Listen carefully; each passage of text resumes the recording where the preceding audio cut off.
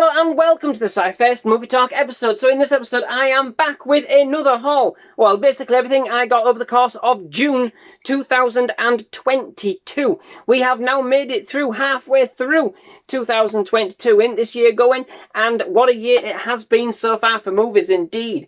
But nonetheless, yes, out and about again, picking up a few bits and bobs for the collections.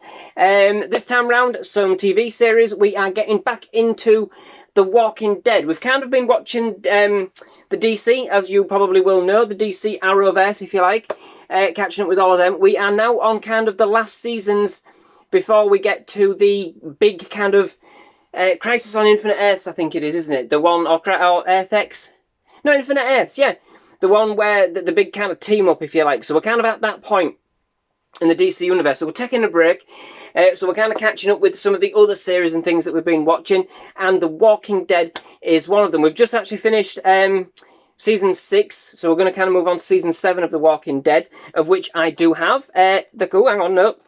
My apologies. We are watching the 6th season of The Walking Dead. We're going to be going on to the 7th season. I do actually have that one, but I never had the 6th season, so I've got the 6th season on Blu-ray, so we're kind of halfway through that one.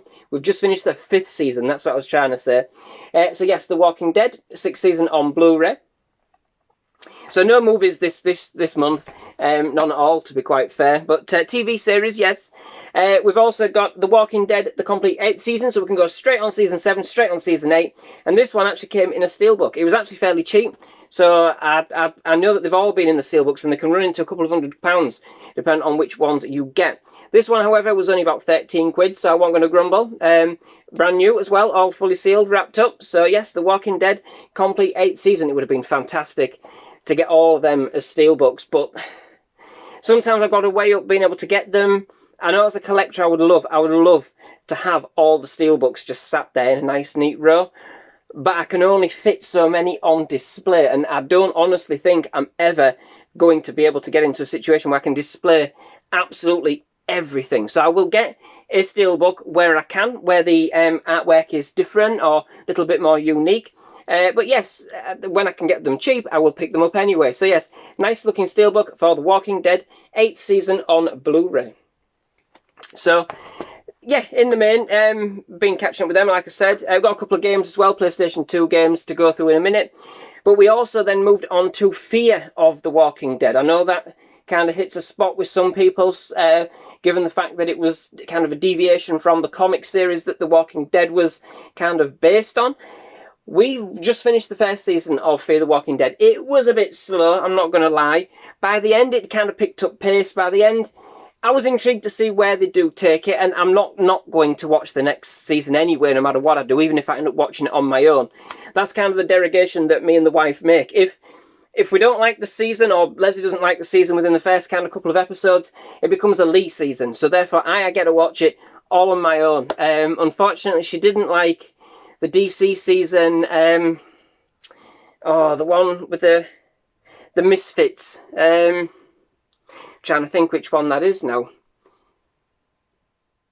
Oh, anyway, it's got a bunch of ragtag kind of misfit heroes in it, if you like, anti-heroes perhaps. Summit Squad. The Doom Patrol, that's it, not the Something Squad. The Doom Patrol, that's it.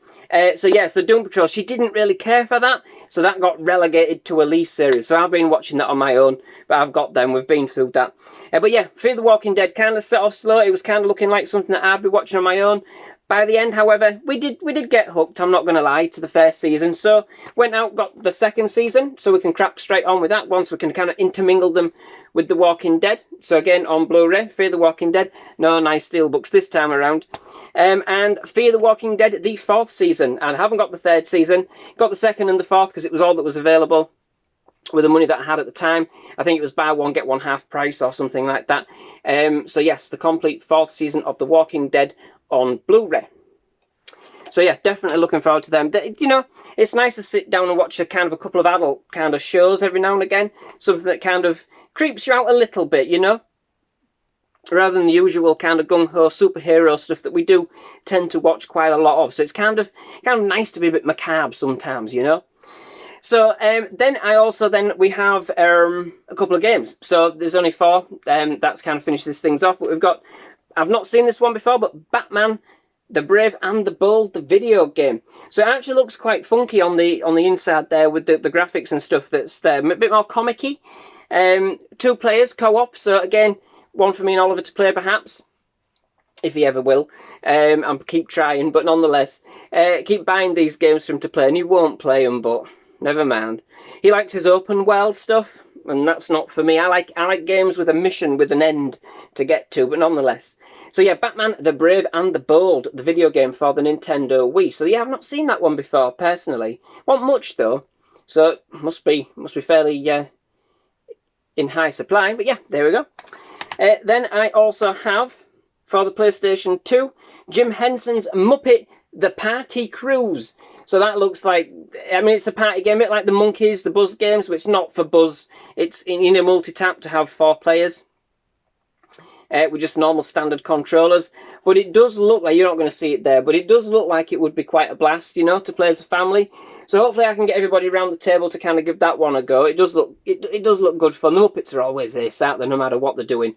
So yes, the Muppets Party Game, PlayStation 2. Then I have something that I just picked up on cheap because it looked fairly cute. Mythmaker's Supercar GP. So, racing game, couple of players. So, can't grumble at that. But yeah, not seen that, heard of that one before. It looks quite cute, you know, a little cute game to play. So yeah, Mythmaker's Supercar GP. And one of my personal 80s horror films, and I know many of you out there too, and I will get to reviewing the actual film fairly soon, I think, probably coming up to Halloween now with the reviews I've got in the pipeline. But yes, I've picked this one up, The Thing, for the PlayStation 2. I hope it's decent. I hope it kind of gives us some pretty decent gameplay. Quite a lot of movie adaptations. They're not the best, are they? But we'll give it a blast. We'll give it a blast. The Thing, turn the lights down low. They're quite atmospheric, hopefully. I think it's based on the first movie, not the prequel. So it's got a fairly decent story to begin with, hasn't it, to take from. But yes, The Thing for the PlayStation 2. So that's everything I got over the course of June. July's shaping up to be a Nintendo NES month, at least for the first part. Maybe Doctor Who might be thrown in there as well. I'm getting up with the Doctor Who's. Just kind of finishing Peter Capaldi now, so I'll be getting the Jodie Foster. No, not Jodie Foster. Jodie Whittaker. That's because I watched Thor: Love and Thunder the other day. Yesterday, in fact. And yeah, one of the jokes in there is to do with the Jodies of the Hollywood. But yeah. But yeah, Jodie Whittaker. So I'll be getting on to that as well. So I'm pretty sure that will be in next month's haul. So there's a tease anyway.